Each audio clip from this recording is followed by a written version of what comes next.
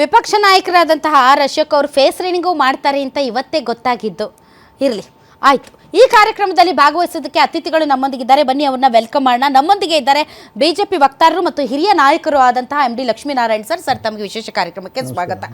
ಇನ್ನು ಹಿರಿಯ ಪತ್ರಕರ್ತರು, ರಾಜಕೀಯ ವಿಶ್ಲೇಷಕರು ಆದಂತಹ ಸಮೀವುಲ್ಲಾ ಸರ್ ಜಾಯ್ನ್ ಆಗಿದ್ದಾರೆ. ಸರ್, ತಮಗೂ ಸ್ವಾಗತ. JDS ವಕ್ತಾರರಾದಂತಹ ನಾಗೇಂದ್ರ ಅವರು ಜಾಯ್ನ್ ಆಗಿದ್ದಾರೆ. ತಮಗೂ ಸ್ವಾಗತ. ಇನ್ನು ವಿಧಾನ ಪರಿಷತ್ ಸದಸ್ಯರು, ಕಾಂಗ್ರೆಸ್ನ ಹಿರಿಯ ನಾಯಕರು ನಾಗರಾಜ್ ಯಾದವ್ ಅವರು ಜಾಯ್ನ್ ಆಗಿದ್ದಾರೆ. ಸರ್, ತಮಗೂ ಸ್ವಾಗತ. ಮೊದಲನೇದಾಗಿ ಲಕ್ಷ್ಮೀನಾರಾಯಣ್ ಸರ್, ಇಂಥವು ಎಷ್ಟು ನೋಡಿಲ್ಲ ನೀವು ಬಿಜೆಪಿ ಕಾಲದಲ್ಲಿ?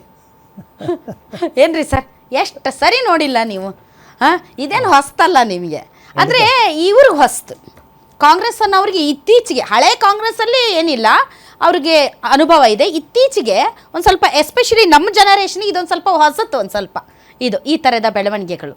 ಸೊ ತಮ್ಮ ಅನುಭವದ ಆಧಾರದ ಮೇಲೆ ಸರ್, ಯಾಕಂದರೆ ತಾವು BJP ಪಕ್ಷದಲ್ಲಿದ್ದಾಗ ತಾವೆಲ್ಲ ನೋಡಿದ್ರಿ, ಮೂರು ಜನ ಮುಖ್ಯಮಂತ್ರಿಗಳು, ಅದಾದಮೇಲೆ ಮತ್ತಿಬ್ಬರು ಮುಖ್ಯಮಂತ್ರಿಗಳು, ಈ ಥರ ಬದಲಾವಣೆ. ತಮ್ಮ ಅನುಭವದಲ್ಲಿ ಸರ್, ಈಗ ಈ ಪರಿಸ್ಥಿತಿಯಲ್ಲಿ ಏನಾಗಬಹುದು? ನಾನು ಮೊಟ್ಟಮೊದಲು 1999ರಲ್ಲಿ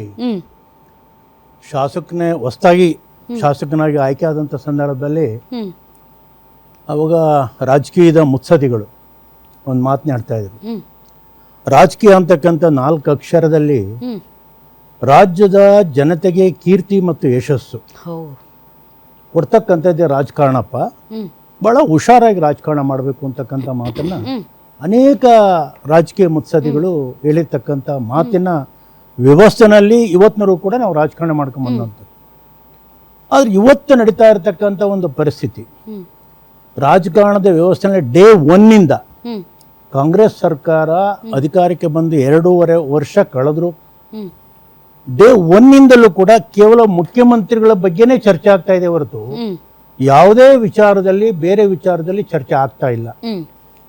ಪ್ರಾರಂಭದಿಂದಲೂ ಕೂಡ ನಾನು ಇಡೀ ರಾಜ್ಯದ 31 ಜಿಲ್ಲೆಗಳನ್ನು ಕೂಡ ಪ್ರವಾಸ ಮಾಡುವಂಥ ಕಾಲದಲ್ಲಿ ಎಲ್ಲೇ ಹೋಗ್ಲಿ, ರೈಲ್ವೆ ಸ್ಟೇಷನ್ ತಗೊಳ್ಳಿ, ಬಸ್ ಸ್ಟೇಷನ್ ತಗೊಳ್ಳಿ, ಜಾತ್ರೆಗಳು ತಗೊಳ್ಳಿ, ಹಳ್ಳಿಗಳು ತಗೊಳ್ಳಿ, ಯಾವುದೇ ವಿಷಯಕ್ಕೆ ಪ್ರಸ್ತಾಪ ಮಾಡಿದ್ರು ಕೂಡ ನಮ್ಮ ಕಡೆ ಅದಕ್ಕೊಂದು ಪದ ಇದೆ ಸರ್, ಕೆಟ್ಟ ಕ್ಯೂರಿಯಾಸಿಟಿ ಅಂತ.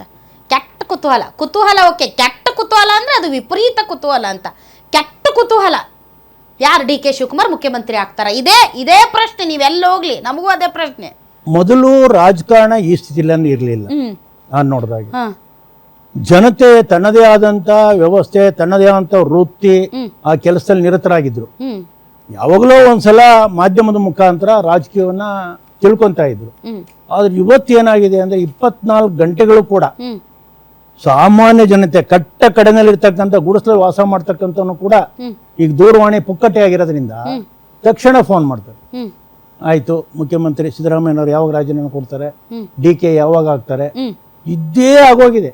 ನಾವು ಭಾರತೀಯ ಜನತಾ ಪಾರ್ಟಿಲಿ ಇದ್ರು ಕೂಡ ಇದಕ್ಕೆ ಉತ್ತರ ಕೊಡ್ತಕ್ಕಂಥದ್ದೇ ನಮಗೆ ದೊಡ್ಡ ಕಷ್ಟ ಆಗಿರೋದು. ಅದನ್ನ ನಮ್ಮ ಸ್ನೇಹಿತರು ಹೇಳ್ಬೇಕೀಗ ಉತ್ತರ. ನಾವ್ ಯಾಕೆ ಉತ್ತರ ಕೊಡ್ಬೇಕು ಈ ಪರಿಸ್ಥಿತಿನಲ್ಲಿ ಅಂತ.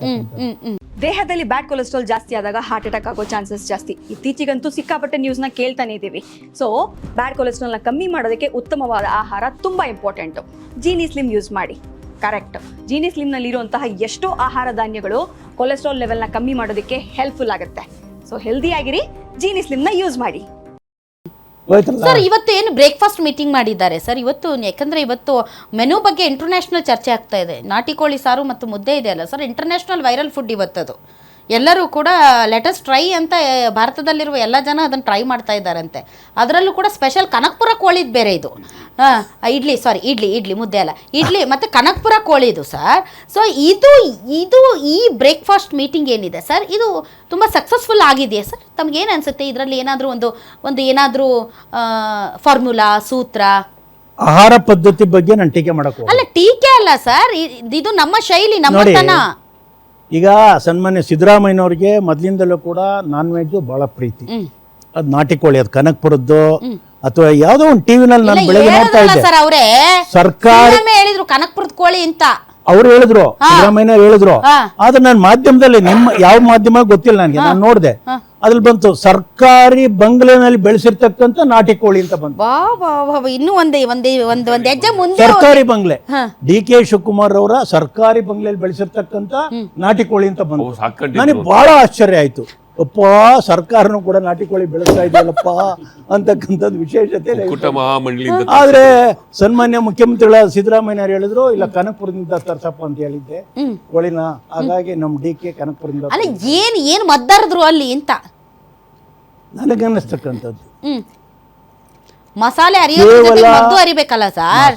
ಮಸಾಲೆ ಚೆನ್ನಾಗಿ ಅರ್ದಿದ್ದಾರೆ ಸಿದ್ದರಾಮಯ್ಯನವರು. DK ಅವರಿಗೆ ಮಸಾಲೆನ ಚೆನ್ನಾಗಿ ಅರ್ದ್ಬಿಟ್ಟಿದ್ದಾರೆ. ಹೌದಾ ಸರ್? ಹೌದು, ಅವ್ರಿನ್ನ ತಲೆ ಎತ್ತಕ್ಕಾಗಲ್ಲ ನಿಜನಾ? ಆ ಮಟ್ಟಕ್ಕೆ ನನಗನ್ಸಿರ್ತಕ್ಕಂಥದ್ದು. ಓಹೋ, ಸಿದ್ದರಾಮಯ್ಯನವರು ಬಹಳ ಚಾಣಾಕ್ಷತೆ ಇದೆ. ಹಾ, ಯಾಕೆಂದ್ರೆ ದೇವರಾಜ್ ಅರಸು ಅವ್ರನ್ನ ಮೀರಿಸ್ತಾ ಇದ್ದಾರೆ. ಹೌದು, ತಿಂಗಳು ಕಳೆದ್ರೆ ಆ ಒಂದು ಅವಧಿನ ಮೀರಿಸ್ತಾ ಇದ್ದಾರೆ. ಅದು ನಾವು ಸಂತೋಷ, ನಾವು ಒಪ್ಕೊಂತೀವಿಲ್ಲ ಅಂತಕ್ಕಂಥದ್ದಲ್ಲ. ಆದ್ರೆ ಈ ರೀತಿಯ ಸಂದಿಗ್ಧ ಪರಿಸ್ಥಿತಿ ಬಂದಾಗ ಯಾವ ರೀತಿ ನನ್ನ ಎದುರಾಳಿನ ಹೊಡಿಬೇಕು, ಯಾವ ರೀತಿ ಮಟ್ಟ ಹಾಕ್ಬೇಕು ಅನ್ನೋದ್ರಲ್ಲಿ ಸಿದ್ದರಾಮಯ್ಯನವರು ಬಹಳ ಬುದ್ಧಿವಂತಿಕೆ ಉಪಯೋಗಿಸಿ ಇವತ್ತಿನ ನಾಟಿ ಕೋಳಿ ಇಡ್ಲಿನ ಇಡ್ಲಿ ನಾಟಿ ಕೋಳಿ ಇಡ್ಲಿ ಹೌದೌದು, ಅದ್ರಲ್ಲಿ ಚೇಲಿಸ್ಬಿಟ್ಟು ಇವಾಗ ಸೊ DK ಅವ್ರನ್ನ ಮಲಸಿದ್ದಾರೆ ಅನ್ನೋದು ನನ್ನ ಅಭಿಪ್ರಾಯ. ನಿಮ್ಗೂ ಹಂಗೆ ಅನ್ಸುತ್ತಾ ಸರ್? ಅಂದ್ರೆ ಈಗ DK ಶಿವಕುಮಾರ್ ಅವ್ರ ವಾಯ್ಸ್ ಡೌನ್ ಆಗಿದೆ. ಸಿದ್ದರಾಮಯ್ಯನವರ ಇದು ನೋಡ್ತಾ ಇದ್ರೆ ಯಾರೋ ಅಶೋಕ್ ಅವ್ರು ಹೇಳ್ತಾ ಇದ್ರು ಫೇಸ್ ರೀಡಿಂಗ್ ನೋಡ್ತಾ ಇದ್ರೆ ಇವತ್ತು ಯಾಕೋ DK ಶಿವಕುಮಾರ್ ಅವರು ಡಲ್ ಆದಂಗೆ, ಸಿದ್ದರಾಮಯ್ಯನವರು ತುಂಬಾ ಲವಲವಿಕೆಯಿಂದ ತುಂಬಾ ಸಂತೋಷವಾಗಿರುವಂಗೆ ಕಾಣ್ತಾ ಇದ್ದಾರೆ ಅಂತ. ಅಂದ್ರೆ ಹೆಂಗಾಗೋಗಿದೆ ಅಂದ್ರೆ ವಿಪಕ್ಷಗಳು ಅವ್ರು ಕುತ್ಕೊಳ್ಳೋದು, ನಿಂತ್ಕೊಳ್ಳೋದು, ಅವ್ರು ಓಡಾಡೋದು, ಅವ್ರು ತಿನ್ನೋದು, ಅವ್ರ ಮುಖದಲ್ಲಿ ನಗೋದು, ಅಳೋದು ಎಲ್ಲ ಅಬ್ಸರ್ವ್ ಮಾಡ್ತಾರೆ ಅನ್ನಿ. ಪ್ರತಿಪಕ್ಷಗಳು ಎಲ್ಲ ಅಬ್ಸರ್ವ್ ಮಾಡಕ್ ನಿಂತು ಬಿಟ್ಟಿದ್ದೀರನ್ನಿ.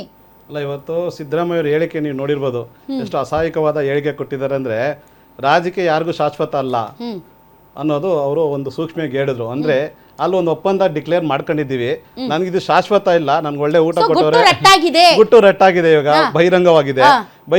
ಹೈಕಮಾಂಡ್ ಒಪ್ಪುವುದಾದರೆ ನಾಳೆಯೇ DCM ಆಗಬಹುದು ಅಂತ ಹೇಳಿದ್ದಾರೆ ಬಹಿರಂಗವಾಗಿ ಅದನ್ನ. ಅಂದ್ರೆ ಇದು ಶಾಸಕಾಂಗ ಪಕ್ಷದ ಸಭೆಯಲ್ಲಿ ತೀರ್ಮಾನವಾಗುವಂತ ವಿಚಾರ ಅಲ್ಲ, ಇದು ಶಾಸಕರ ಬಲದ ಮೇಲೆ ನಿರ್ಧಾರ ಆಗುವಂತ ವಿಷಯ ಅಲ್ಲ, ಇದು ಹೈಕಮಾಂಡ್ ಅನ್ನುವಂತಹ ಕಮಾಂಡ್ ಒಂದಿದ್ದರೆ ಸಾಕು.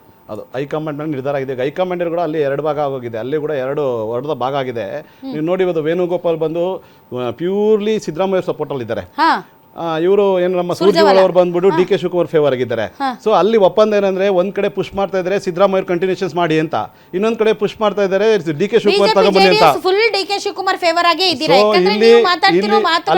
ನಾವು DK ಶಿವಕುಮಾರ್ ಅವರಾಗ್ಲಿ ಸಿದ್ದರಾಮಯ್ಯ ಅವರಾಗ್ಲಿ ಫೇವರ್ ಅನ್ನೋಕ್ಕಿಂತ ಬದಲು ರಾಜ್ಯದ 7 ಕೋಟಿ ಜನ ನಂಬಿಕೆ ಇಟ್ಟು ಇವರಿಗೆ 140 ಜನ ಶಾಸಕರು ಕೊಟ್ಟರಲ್ಲ,